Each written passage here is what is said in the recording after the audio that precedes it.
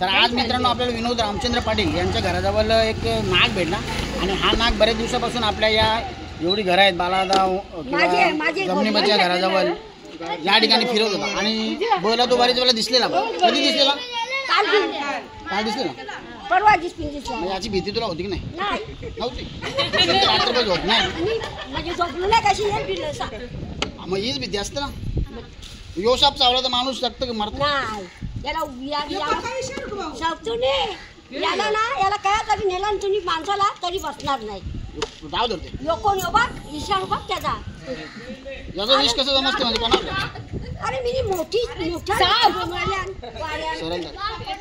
मलाच त्याला सांगायला लागला असं उपट घालून ते बोलते सुजल कसं घ्या म्हणजे चिरा ठेवले आया गरला चिरा खणला बिल याने गरला गती उपट ते बोलते तुला तुम्ही चिरा मारी नाही का वाड्यान मारी नाही का इस्टेटीवर.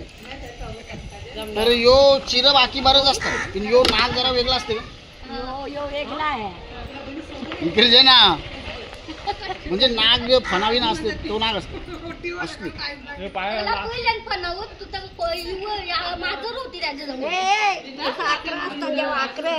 एक लारी 2 लाऱ्या 5 लाऱ्या 5 तास जगते माणूस 5 लाऱ्या जवळ लार असेल तवरच माणूस जगतो. 5 लाऱ्या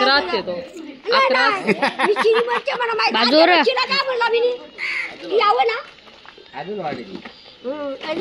पाण्या सांगते आदल वाढ बघा यो यो लार काय असतं ये लार 1 2 3 4 काल दिसत नाही ना तो ईस नाही यो फणा असते 11 वर तो ईस मग ते त्यालाच लार बोलतात ना आपण.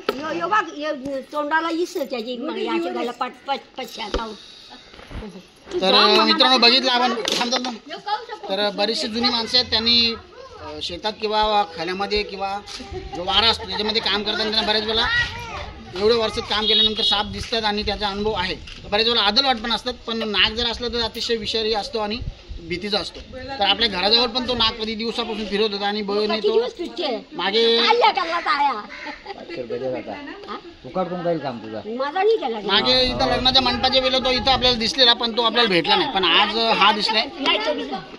तर हा वेल जास्त नाही घालवता लगेच आपण हा साप सोडतोय कारण उन्हाळ्याचा दिवस आहे आणि सापांना बंद डब्यामध्ये उष्माघाताचा त्रास होतो आणि ते गुजमरून मरून पावतात.